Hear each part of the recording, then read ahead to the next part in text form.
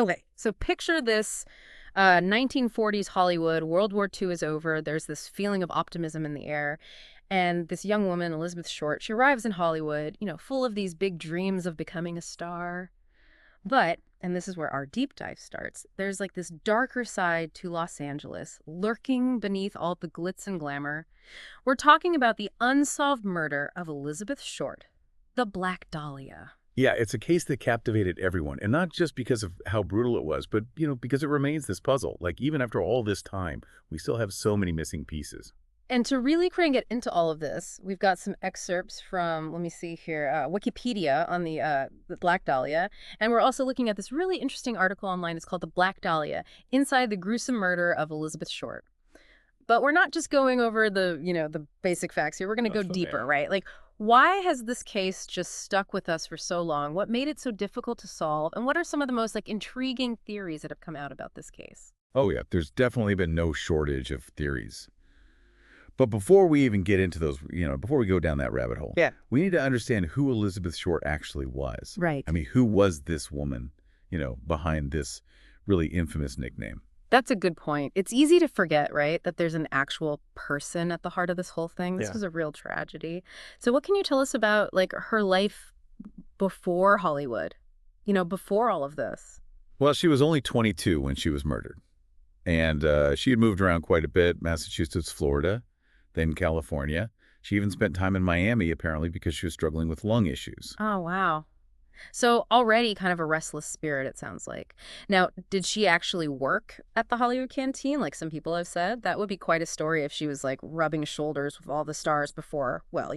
That's where things get a little bit, murky, I guess. Some sources claim she did, others don't.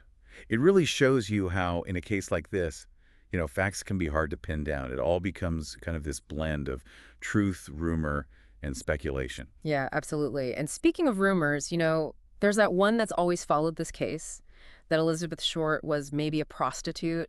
Did the investigation ever actually confirm that? Well, that was definitely a big part of how the media portrayed her at the time. But the grand jury, that group of citizens that reviews the evidence to see if there's enough for a trial, they found nothing to support that claim. So an already complicated case gets even more, I guess, muddied by these potentially unfounded rumors. And then there was also that other rumor that was even more disturbing about Elizabeth Short, about her having a physical abnormality. I don't really want to dwell on it too much, but it was something that was being said a lot, back then. It's true. And it's important to at least address it because it shows how easily misinformation can spread. And thankfully, the autopsy report completely, debunks that rumor. It really makes you think about how much of what we think we know is really shaped by what we read and hear, Especially back then when information wasn't so, easily accessible as it is today. Exactly. And it's just a good reminder for all of us to be, critical thinkers. Yeah. Especially when it comes to these really high-profile cases. But setting those rumors aside for a moment, what do we actually know about that horrible day when Elizabeth Short's body was discovered? Well, let's see. So on January 15th, 1947, this woman walking through Leimert Park with her child, she stumbles upon this scene that you could only describe as a nightmare. I think pretty much everyone, knows the Black Dahlia case for how brutal it was, but maybe you could, walk us through exactly what made it so shocking. I mean, it wasn't just the violence of it all, but the very deliberate way in which it was carried out. Elizabeth Short's body was completely naked, severed at the waist, and very carefully posed.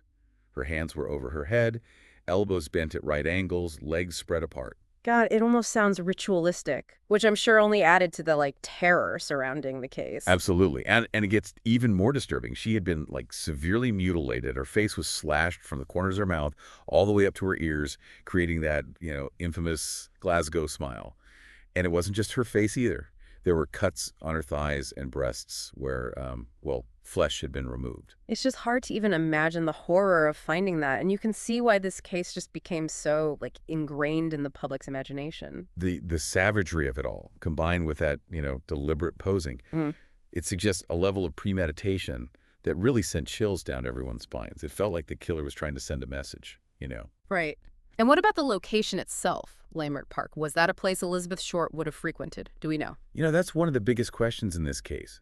At the time, Leimert Park was Well, it was pretty undeveloped. So what was she doing there? Was she taken there against her will? Or did she have a reason to be in that part of town? It's a detail that really adds to the intrigue, don't you think? Yeah, absolutely. It's this reminder that even in a seemingly glamorous place like Hollywood, there are these hidden corners where, you know, darkness can thrive. And the investigation that followed this, massive. Over 750 investigators worked on this case. They chased hundreds of leads, countless man-hours went into it, and yet no arrests were ever made.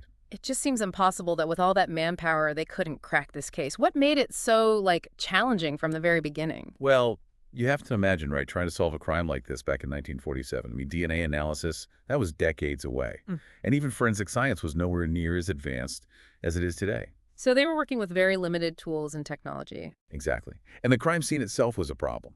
It was outdoors, in a public place, and the killer had time to, clean the body, meaning there was less physical evidence for investigators to work with. And to make things even worse, the press coverage was, well, relentless, I think is the word. It must have added another layer of, complexity to the whole investigation. Oh, the media frenzy was just off the Yeah. charts. And a lot of the reporting, a lot of it was so sensationalized, they focused heavily on those unfounded rumors about Elizabeth Short. They even gave her that nickname, the Black Dahlia, further adding to this whole mythos. Yeah, that name, the Black Dahlia. It's almost as famous as the case itself. Where did it even come from? Was it because of that movie, The Blue Dahlia, that was popular around that time? It's funny because there are actually, conflicting accounts about that. Some people say it was a play on the film's title. Others believe it was completely fabricated by reporters, you know, just to make their headlines more captivating. Well, either way, it's stuck. And it's hard to even imagine the case without that name, even though, it kind of romanticizes what was a truly horrific crime. It's a perfect example of how the media can really shape, I guess, public perception. It blurs that line between fact and fiction. And speaking of blurring the lines, we can't forget about those really creepy letters that were sent to the examiner, supposedly from the killer himself. Right, the Black Dahlia Avenger letters, they were so, so creepy. Created by meticulously cutting and pasting letters and words from newspapers and magazines. It was such a chilling and calculated way to communicate. And they wiped those letters down with gasoline, right? Just like the package they sent with Elizabeth Short's belongings. Why go to all that trouble? Was it to avoid leaving fingerprints, you think? It definitely could have been, an attempt to cover their tracks. It would suggest someone who was really organized, meticulous, or it could have been a deliberate attempt to mislead the investigators, right? Like to add to the mystery and throw them off course. Well, it definitely worked. I mean, the case just quickly spiraled into this maze of, dead ends and false leads. And I read somewhere that there are a lot of false confessions too, right? Oh, you wouldn't believe how many. During the initial investigation alone, there were about 60. And since then, get this, over 500 people have confessed to this crime. It shows you the incredible hold this case has on people's imaginations. Wow. It's almost like people want to be a part of the mystery, even if it means, admitting to this horrific crime that they didn't commit. But out of all those leads and confessions, were there any that, really stood out? There are two suspects in particular that I think we need to focus on. And what's really fascinating is that they each represent like a completely different theory about what happened to Elizabeth Short. Okay, so two prime suspects, each with their own, like, story. I'm hooked. Who are we talking about here, and what are the theories surrounding these guys? All right, let's start with George Hodel. I mean, his name's it's practically inseparable from the Black Dahlia case. Yeah. Especially these days. Yeah, that name, it's familiar. Wasn't it his own son that kind of brought him to light as a suspect? They got it. Steve Hodel, who was, get this, an LAPD homicide detective himself. Yeah. He started looking into his own father after finding these old photos that he thought looked like Elizabeth Short, and that kind of led him down this rabbit hole. And eventually he became convinced, like totally convinced, that his dad was the Black Dahlia killer. Wow. That must have been, I mean, what a journey for him, to investigate your own father for something as horrible as this. But was it all just suspicion? Or did he actually find, like, real evidence? Well, Steve Hodel did present a pretty compelling case. He pointed to handwriting analysis, suggesting that his father's writing matched those Black Dahlia Avenger letters.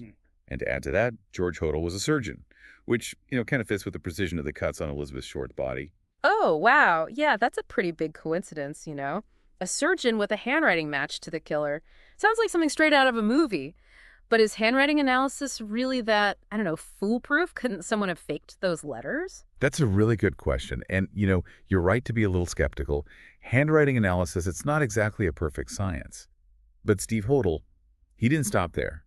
He dug even deeper into his dad's past and found a receipt, get this, for a large bag of concrete purchased just before Elizabeth Short was murdered. Wait, wasn't there like a cement sack found near her body with traces of blood on it? Exactly. And it's this, chilling detail that gives a lot more weight to Steve Hodel's theory. And there's more. Back in 1950, the LAPD actually suspected George Hodel of another crime, so they bugged his house. So they already kind of had him on their radar. Yeah, but they never had enough to, actually charge him with anything. Mm. But those recordings, they offer this really disturbing glimpse into George Hodel's, character.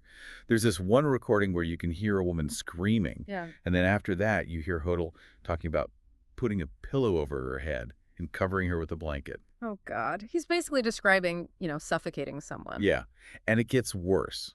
Later in the recording, he says, "Supposing I did kill the Black Dahlia. They couldn't prove it now. They can't talk to my secretary anymore because she's dead." Wow. He's not only implying he killed Elizabeth Short, but maybe his own secretary as well. It's a really, shocking statement, and it seems to support Steve Hodel's suspicions. It's a lot to take in, but even with those recordings, the case against George Hodel, I mean, it's all still circumstantial, right? Yeah, that's the thing. The evidence is definitely compelling, but there's no, smoking gun. However, some legal experts believe that if George Hodel was still alive today, he might have actually been indicted based on the available evidence. So, that basically means a grand jury would have formally charged him with the crime, and then there would have been a trial.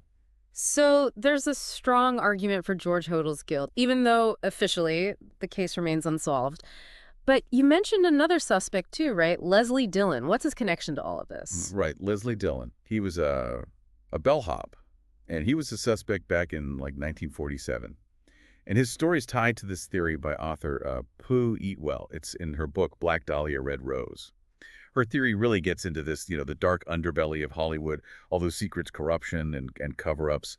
And she believes that Leslie Dillon actually murdered Elizabeth Short, but he did it on orders from, get this, Mark Hansen, the nightclub owner. Remember, his name was in that address book that was sent to the Examiner. Hold on. I thought Mark Hansen was, cleared as a suspect, and now we're saying he might have been the one behind it all. That's exactly what Ewell's arguing. She believes that Hansen was, infatuated with Elizabeth Short. Yeah. And when she rejected him, he just flew into this rage. And she thinks he used his connections to find someone who would, take care of her. And that someone was Leslie Dillon. And she even suggests that Hansen had, corrupt police officers in his pocket, which would explain why Dillon was never actually charged. Wow, that's a lot, a real conspiracy theory. Is there anything to back up these claims, or is this all just, speculation? Well, Ewell did dig into Dillon's past. And she found some interesting things. For one, he had worked as a mortician's assistant at one point. So, meaning he would have known something about anatomy and how to, handle a body. Right. He might have even had the skills to dissect a body the way Elizabeth Short's was. But here's the thing that really, I don't know, it gets me. Police records show that Dillon knew specific details about the crime. Details that weren't released to the public. Really? What kind of detail? For instance, he knew about a rose tattoo that Elizabeth Short had on her thigh, a tattoo that had been cut out and placed inside her body. I mean, that's pretty specific. And it's chilling to think how he would have known that. Yeah, that's pretty disturbing, and it sounds like pretty strong evidence, so why wasn't he arrested? Well, that's where the whole alleged police corruption comes in. Eatwell's theory is that Hansen used his influence to protect Dillon and make sure, basically, that the investigation went nowhere. It's like this really twisted story of power and, manipulation. Is there anything else that ties Dillon to the crime? Remember the Astor Motel? The one that was supposedly cleaned up after some gruesome scene. Yeah, it's come up a few times. How does it all fit in here? Eatwell believes that Elizabeth Short was actually murdered at the Astor Motel. And the owner, who was, already in trouble with the law, he helped to cover it all up to avoid any police attention. Man, this is getting more complicated by the minute. It's like a real-life film noir, full of these shady characters, secrets, and then this potential cover-up that might even reach, the highest levels. It really reminds you, right, that even in a place as, I don't know, glamorous as Hollywood, there's all this darkness just lurking below the surface. Yeah. And in this case, in the case of the Black Dahlia, that darkness, well, it's mostly still unsolved. Two prime suspects, two really complex theories, but still no real answers. It's where do we go from here? That's the million-dollar question, right? We've got into the lives of these suspects, we've looked at the evidence, we've explored the possible motivations, but the Black Dahlia case, it just doesn't have, any easy answers. It's like we're trying to put together this giant jigsaw puzzle, but we're missing some of the pieces. Anything else you can tell us? What other, I don't know, avenues are there to explore this case? Well, there's another piece to this, and it's kind of unsettling, but we need to talk about it. What if the Dahlia wasn't an isolated incident? What if there's something bigger going on? A more, well, sinister picture here. Okay, yeah, that is kind of unsettling. What do you mean, like a bigger picture? So think about, the context, like the time period. So between 1943 and 49, Los Angeles had all these unsolved murders, and they were all, young women. And a lot of these cases, they had these really chilling similarities to the Black Dahlia murder, like the brutality, the way it seemed, sexual, and then, of course, that none of them were ever solved. They Right. called them the lone woman murders. So are you saying there's a chance that, like, a serial killer was operating in LA back then? It's a question that investigators they couldn't ignore. And it's something that people still speculate about today. I mean, when you look at how similar these cases are, it's hard you know, not to wonder if they were connected somehow. Like maybe there was a pattern that they just didn't see back then. Man, that's a scary thought. If there was a serial killer, wouldn't that be like a huge failure for the police? Did they ever even consider that possibility? Oh, absolutely. All this public concern about these unsolved murders, and that includes Elizabeth Short's case, it led to a grand jury investigation back in 1949. Can you explain what a grand jury is? For people who maybe aren't as familiar with the legal system and all that. Sure. Basically, a grand jury is this group of, everyday citizens, and they look at evidence that the prosecution brings them to see if there's enough to formally charge someone with a crime. So this case, the grand jury, they were supposed to look at how the LAPD had handled all these unsolved murders and see if they, I don't know, missed any connections or if their investigations were messed up in some way. So you're saying they were under a ton of pressure to find some answers. Did the grand jury, did they find anything important? Unfortunately, even with all that scrutiny, the lone woman murders, they just remained unsolved, Mm. which means we're left with this really, really unsettling possibility. Maybe the Black Dahlia case, as shocking as it is, maybe it wasn't just a one-off thing. Maybe Elizabeth Short was just one of many victims, targeted by the same person. It makes you wonder if all that focus on the Black Dahlia case, like all the media attention, the pressure to catch a killer, maybe that actually hurt the investigation into those other murders. Like maybe resources and manpower got pulled away from cases that could have been connected. Yeah, I think that's a really good point. It's definitely possible that the sheer scale of the Black Dahlia case, maybe it just overshadowed those other victims. Yeah. Maybe made it harder to see those, connections and patterns. Yeah, it's a tragedy on so many levels, but after all these decades of investigations, all those theories, even a grand jury investigation, I mean, where are we now? Will we ever really solve the Black Dahlia case? That's the big question, isn't it? Yeah. I mean, all the main people involved, they're gone. People's memories have faded. And a lot of the evidence has probably been lost or, just degraded over time. But that doesn't necessarily mean that we'll never find the truth. Wait, are you saying there's still hope after all this time? I think there's always hope. Look, forensic science is always, changing, evolving. They come up with new techniques all the time. So it's possible that if we looked at the evidence again, with fresh eyes, maybe using new technology, maybe we'd find something that was missed before. Or maybe there's some piece of information out there that we just haven't found yet, like a hidden document or, someone remembers something they forgot, some tiny detail that just seemed small at the time, but it could be the key to, like, the whole thing. Exactly. And this is where you, the listener, come right. We've gone over the facts, looked at all the different theories. We talked about the historical context. So now I want to know what you think. What seems the most, I don't know, compelling? What really stuck with you?